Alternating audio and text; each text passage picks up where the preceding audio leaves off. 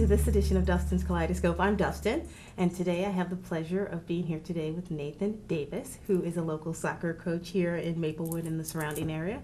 Thank you so much for being here today. Glad to be here.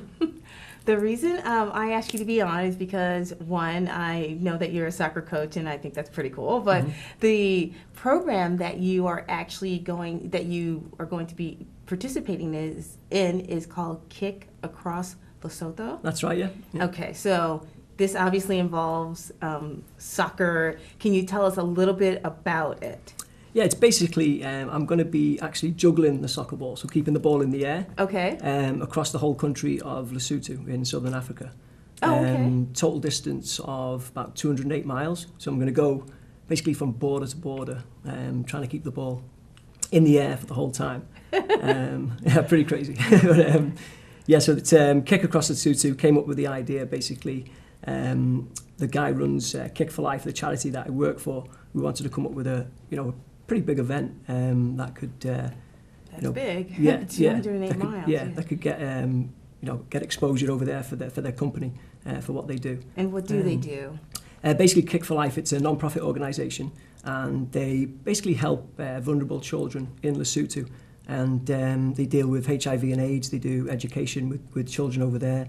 The main project I'm working towards it's called the Street Kids Program. Okay. And it's basically all the money that's going to be raised from my project, the Kick Across Lesotho, is going to go directly to getting the kids off the streets and getting them into orphanages and schools. It's a big problem over there with the kids on the street. I think the numbers at the moment are somewhere close to 500,000 orphans. Wow. Out of a population of only 2.1 million. Okay. Wow. Oh, that's a huge number. So there's a lot of kids on the street there, and there's a lot of child prostitution and like local street begging and stuff, like basically gangs who will kidnap kids or kids who are just not got any parents because of the AIDS problem. Okay. They've lost their parents because of AIDS. So basically it'll be Kick for Life's job, once the money has been raised from this project, to then put it into getting those kids off the streets and getting them into orphanages and schools and what have you. Okay, that's such a great goal to have. So you got involved in this because of the larger organization, and Kick Across Lesotho is something that you personally are going to do all by yourself. Is that correct? Yeah, pretty much. Yeah, I'm going to be the only person doing it, and I'm going to be the first person to cross a country juggling a soccer ball in history ever. So has Guinness been? Yeah, I think they've been notified. And, yeah, it's definitely going to be a first. No one else has been crazy enough to think about doing it. So yeah, it'll be a first. That's a lot of miles. How do you prepare for? I know you're a soccer coach, so you're already very fit, but that's a long distance. How do you prepare yourself, both mentally and physically, for something like this? Well, at the moment, I'm doing a lot of training. I'm probably up to about 40 miles a week at the moment with the training, of juggling. Yeah, oh, juggling really? the ball. Okay. And what I do is I'm gonna probably steadily increase it over the course of the next 4 or 5 months until I go to Lesotho. Probably taper it down a little bit before I get there. Okay. But I'll probably increase it by about a couple of miles each week, and hoping to get to probably about an 80-mile week. Wow. And that won't just be juggling. That'll also be like long walks, because when it comes to the winter time, it's going to be tough to being outside. That's true. 6 hours a day juggling on the road. So, with the condition of the roads in the winter time, so it's going to be like long walks as well. So that's going to be part of my training: long walks and juggling the ball for long time. For long periods of time. Yeah. So when you go there, what kind of weather is expected? So when are you going there? I'm going there. The actual event is going to start on the 20th of February. Okay. And I'm probably going to go a few days before, because when I'm starting the challenge, it's up in the mountains at a place called Sani Pass. Okay. And I think for the first about 110 miles is up in the mountains, so it's close to 4,000 feet above sea level. So I'm going to go like 3 days before to acclimatise to it, get used to that. Okay. And then start the challenge. We're looking at the 20th of February to start the challenge, and then I'm looking to hopefully take no more than 12 days to do the whole challenge. Okay. Which works out at about 18 miles a day, 17, 18 miles a day roughly. So that's manageable, I guess, if you're already doing the number of miles. At the moment I've gone just over 9 miles without stopping. Oh, wow. Like juggling for 9 miles without stopping. And I mostly do my high mileage on a Sunday. When I've done that, I felt quite comfortable, so I think going forward, I can, easily put in another 9, Okay. Well, not easily, but I can. You'll manage it, huh? Yeah. But that's the challenge is going to be doing that back to back for obviously. For 12 days in a row. Okay. Yeah. But you're also training right now back to back, aren't you? Or are you? Yeah, I'm training every day. I train every day. Probably put in a couple of hours every day, and on a Sunday I put in about 4 hours. There's a road closed off in Melbourne, Brookside Drive. I don't know if you know it. Yes. And it's like 1.8 miles each way. Yep. So basically, I just juggle from one end to the other and back, and just Okay, now so I've seen you. Now you're the person.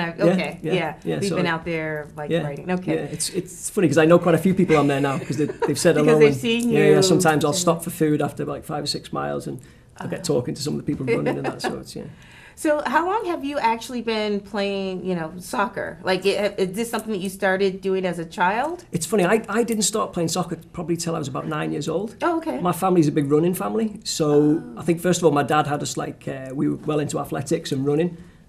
So I come from a big running family. So I think that was the main thing when we were kids. And then I started playing soccer around about 9. And I was already pretty quick then because I'd been running before. So that was an advantage. So just got into it then and just basically fell in love with the sport, and it's been everything soccer since. Really? Okay. Yeah. Are you also going to be doing any running in addition to for the training wise? Yes, I actually run every day anyway. I run probably just under a mile just to warm up every day and just loosen up and do a bit of yoga. Okay. In the morning, first thing in the morning. It's kind of my routine. I'll go out and do like a mile or so run, just to get warmed up, loosen up, do a yoga routine, and then go out and practice my my juggling or skills or whatever.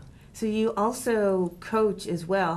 What are your students? And, I do, yeah. What are they thinking about this? They think it's great because some of them have seen, like, some of the younger kids have seen the videos and they're like, oh, we've seen you on video. So they think it's great, and they've been a great help. The parents from the kids have been brilliant. Their support. The parents in Maplewood, South Orange have been amazing. With the support they've given me so far, it's been great. So you mentioned the video. I have seen the video of you actually participating, I believe, in a 5K in Melbourne. That's right, yeah. And you actually did it you juggled the ball the entire way? Yeah, I usually run the race, because I still do a bit of running, and I do a few 5Ks, and I usually run that race every year. And I'd seen a guy do something similar in England, so I was like, I think I could do that. I'm pretty good with the ball. So I was like, let me see if I can take that on. So I spoke to Pete. Pete Fleming is the guy who runs Kick for Life. He's now based in New York. And I said, I'm thinking about doing a local 5K run that I do. And I'm thinking of juggling the ball for it. What do you think? And he's like, yeah, let's do it. So I just trained for that around the track. I've trained around the track. It was so boring. I was like training around the track for a couple of months before that, and before I knew that roads were closed off. The one in Melbourne. Yeah. Found out after the event that it was closed off. So I did that and did the 5K, and it was all right. It was pretty simple, to be fair. It wasn't that difficult, and it sounds difficult but it wasn't. It sounds very difficult for someone who is. After I'd done it, it felt like that was, I could go much further than that. Really? Okay. Yeah. So you didn't feel like it was like you were winded or difficult or. Don't think it was challenging enough. No, it was. Really? It was good to start with. Like, it was good to do. When I first thought of it, I thought that's going to be a big challenge, and afterwards, I thought, yeah, it was good, but I know I can do a lot more. I can go a lot further than this, And so when you're doing race, so is that the only race you've done? That's the only race, juggling, yeah. Okay. Yeah. So when you're racing, or even if you're on the Sunday morning, doing your practice, are people coming up to you asking, what are you doing? Or do they leave you alone? Or what kind of reaction do you get? I've put a couple of signs up. I put a sign up at the beginning of the road and at the end of the road. Oh, okay. Basically with the website and, a picture of myself with mountains in the background, whatever, Lesotho, and then I'll leave a little basket of cards. So now and again, somebody will ask me what I'm doing, and obviously I can't stop. So I'm looking at the ball all the time. So I'll just say to them, yeah, there's a basket over there. Just take one of the cards, and my number's on the back and that. So a few people have taken a card, and then they've gone on the Facebook and whatever, or they've called me to ask some info on it. So that's been nice, yeah. So you've mentioned that you have the card and a website. Can you tell us, if people want to support you doing this, how can they support you? What website? Well, the website is kickacrosslesotho.com. Okay, and can you spell Lesotho because... Yeah, it's Lesotho. Okay, because I think I would pronounce it differently, and I want people to make sure that a lot of people say Lesotho or Lesotho. Yeah, so that this way they know the correct website. Yeah, Lesotho. Okay, and it's all one word, no dashes or anything like that. Kickacrosslesotho.com. On the website, it basically gives a brief description of my challenge, actually shows a map of my route from where I'm starting and where I'm finishing, and it gives a little bit of a background on myself, and then it gives like sponsor information. If you'd like to sponsor me or donate, you can do that. And I also have a Facebook page, which is basically facebook.com/kickacrossLesotho. Okay, so the Facebook and the websites are both the same name. Yeah, the Facebook's good because I can keep giving training updates, and if I do little videos or photo shots, Oh, that's great. So that's kind of good to keep everyone kind of up to date with what I'm doing. Okay, so we have about a minute left before we go to the next segment. We're going to take a quick break, and then we're going to come back, and you're going to show us exactly what juggling is, because I think most people, when they think of juggling, they think, okay, he's going to have like a couple of balls, he's going to be juggling these across over the country. So we'll be back in about 1 minute, and we will see you next time. Local government, local educational institutions, and local community members all use cable access TV to communicate their message. They depend upon it as an affordable means of outreach. Public educational and government access television empowers local government agencies, individuals, and groups to use the media to speak directly to their constituents in a more direct and cost-effective way. Make sure everyone has a voice. Support your local PEG channels.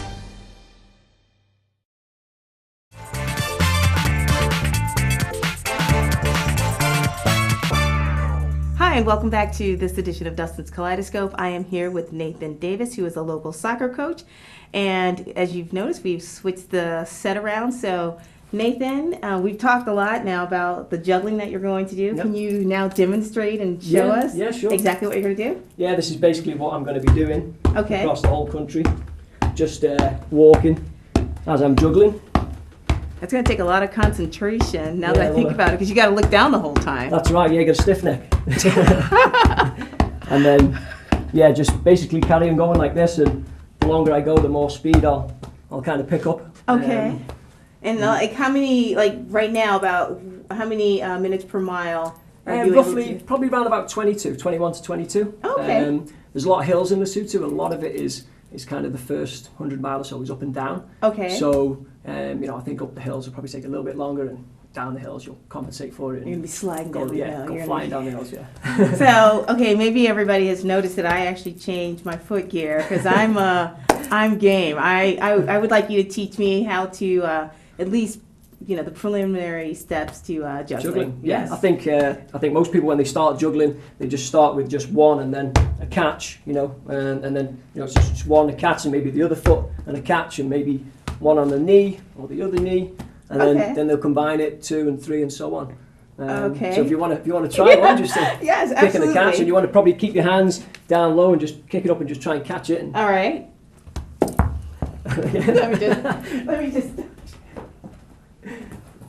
All right, so it's just a question of just keeping your eye on the ball, just staying relaxed and just dropping it down and just trying to get it on the laces and just touch it back up to catch it. Like this? And just touch it back up at the bottom of the ball. This is a little harder than. Can you demonstrate this one more time? Yeah, sure. So it's just there, and then just as you're dropping the ball, just bringing your foot up. So it's just a case. So you don't wait for it to fall all the way down. It's just kind of the same time. So the same time you let go of the ball, you bring your foot up and just kind of meet just in the middle. Get your hands there ready. Just hit the bottom of the ball. Okay, I got to do this at least once, right? Oh, that's. So let it drop all the way down to your foot. There you go. All right, one more time. I think that's about. You know what? You said the knee as well. Yeah, you can do the knee. Okay. Yeah. Yay! Look at that. The knee and then catch it. I actually started doing it on my knees before my feet. Oh, really? Felt a lot more comfortable to do on my knees, and I think once I went across the whole soccer field when I was a kid, just juggling on my knees, because it felt more comfortable than doing it on my feet. Nathan, this is difficult. I mean, I'm fairly athletic. I mean, I don't play a lot of soccer, but that's going to be pretty amazing for you to go the entire 208 miles across, the country.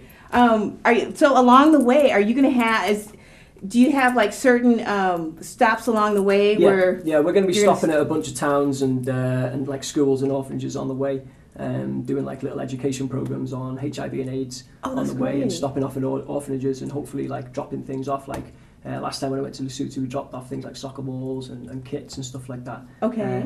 So we're going to be doing that and basically passing a message on, of what I'm doing and hope to inspire the kids over there in some way. And basically do what we can to deliver education on HIV and AIDS, which is a big thing for Kick for Life. So so how big is your team that's going over So there? we've got obviously myself doing the juggling, and then I have the guy who's driving. There's going to be a truck behind me, Okay. and so I have a driver. I've got 2 cameramen, and we've got a guide who's going to be in front of me, maybe 10, 15 yards in front. I've been told just to get rid of any snakes or scorpions. Basically anything that's tell me like all right, go a little bit right here or go a little bit left. And that's going to be the person in the front. Yeah, who's someone's going to let- be standing in front. And I Okay. think they're going to switch that with the driver, so he doesn't have to walk the whole 208 miles. And then there's going to be a medical guy. Okay. Because it's at altitude, so they don't want to obviously take any chances to Exactly. start with, or if anything goes wrong when I'm up there. So they're going to have a medical person there as well. So you have like a nice group of Yeah, people, good to team, make sure that it's yeah. safe and Yeah. fun too. Yeah. The stops that you're making, you said you're going to do about 12 miles a day? 18. I'm sorry, Yeah, 18 miles yeah. a day over 12 Over 12 days. Yeah. So you already have the different cities that you're going to be stopping Yeah, at? yeah. I think Pete who runs Kick for Life, he's got a fair idea of where we're going to be stopping off at. So it'll be a case that, say I go 18 miles one day, but the place we're going to is maybe 5 miles down the road. We drive to that place, stop at the place, deliver the education talks, and then the following day we drive back to the starting point, which would probably be marked off, really? where I finished the day before and go from there again. Okay. And I think also some days if I'm feeling pretty good, like I've done 18 and there's still a few hours left in the day, and I think, okay, maybe I can do another 5 or 6 or something like that, then, that'll be the case. So I'm guessing there's going to be some good days out there, some bad days. So, Right. On the good days, I'll try and do a little bit more if I can. And is it going to be summer there? Yeah, it's going to be, Okay. it's right in their summer. So it's probably going to be about, I was out there last time in February in 2009. It was round about early 90s, but it was no humidity, which is, Oh, that's which is a great. big difference. Yeah, Yes, that does make a big difference. So we're probably going to avoid the peak hours of the day, like your 12 till 2, yeah. so start early around about 6 and go to like 11:30, 12 and then avoid, like I said, 12 till 2 and then go in the afternoon again, So we're going to be sensible about it and get the mileage in when it's kind of cool. So I'm just curious, like how many soccer balls do you have to bring? I'm going to take probably 3. Okay. I'm probably going to take 3 of these because I've been used to practicing with these balls. I've probably got about 30 of these, and I'm going to take 3 of them, and I'm also going to take 2 pairs of sneakers. So I've got my Adidas Sambas on now, so I'm just breaking these in. I've got another new pair, so I'm thinking by the time it comes round, they're going to be well broken in, and they'll feel good then to juggle in. So yeah, a couple of pairs of shoes and 3 soccer balls and. I know there's a lot of other gear I'm going to need to take, but yeah, that's the. But the main that's stuff, the like main your stuff, feet yeah. and of course the ball. Yeah. So what about are you going to have like a Nathan tracker, like so we can follow you on Google Maps? They're looking to or put something looking like to that? put something together, so you can spot each day where I'm up to, type of thing, so people can look and even kids in the school. I think there was an idea somebody said about. Okay. Yeah, one of the parents was saying, I've got an idea that we can do it where the kids can look where Nathan Where is you the next day, type of thing. So where I'm up to on the map. So, And just for people who may not have seen the first segment, you're actually going to be juggling the ball across the entire country, 208 miles. yeah, we across. start in a place called Sani Pass. Okay. And it's basically up in the mountains. If anyone was to look at like a Google image of Sami Pass, it's a road that's built into a mountain, a bunch of mountains, and it's just like this. It's a windy road. Wow. And then we finish in a place called Missouri, and it's that's 208 miles. So Okay. Yeah. Just in case people did not know what we were talking about, they just tuned in. yeah, So you're going to be doing that, and you're going to be making stops, and the very cool thing about it is that you're raising money to increase HIV awareness. But That's right. you said also there are about 500,000 I think the exact kids number and- is something like 488,000 kids that are orphans out of. I think the population is 2.1 million. Okay. And most of them kids have been orphaned by AIDS. Okay.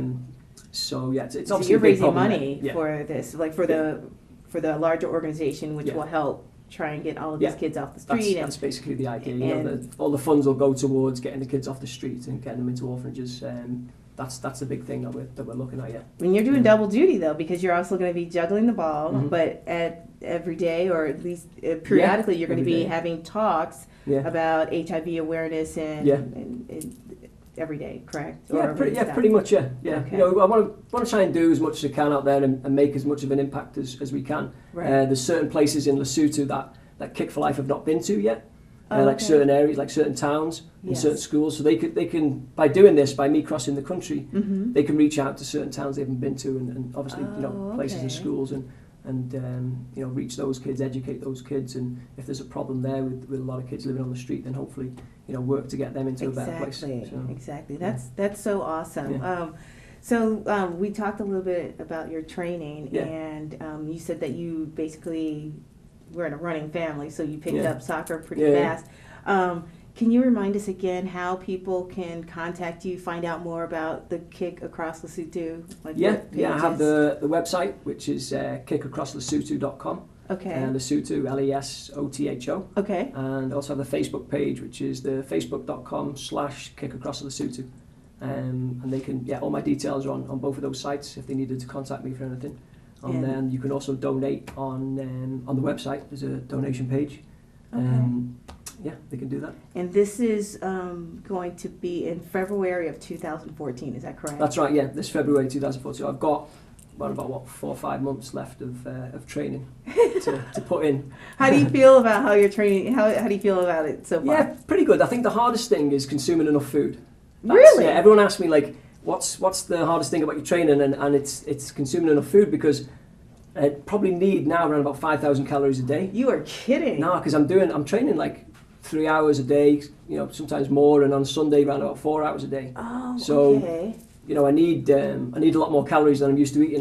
And probably some days I'm getting like 2,500 when I need like probably 4,000 to 5,000. Twice that amount, right? I can tell the days I'll feel really good that I've had some good training sessions, and if I've had close to 5,000, and most of my diet is vegan, so it's hard to get a lot of calories in. Exactly. So I'm kind of experimenting with different food at the moment to try and up the calories, high calorie foods, and so that's the challenge at the moment, really. Wow, that's pretty awesome that you're able to do that on a vegan diet. And we have about a minute and a half left. So I did want to ask you, other than just like the physical aspect of your training and the food, what is your, and it sounds like that's a big challenge, eating a lot of, that wouldn't be for most people, but what's your like end goal? Like, I know you want to help people, but like, what will you feel very satisfied with? And we have about 30 seconds left.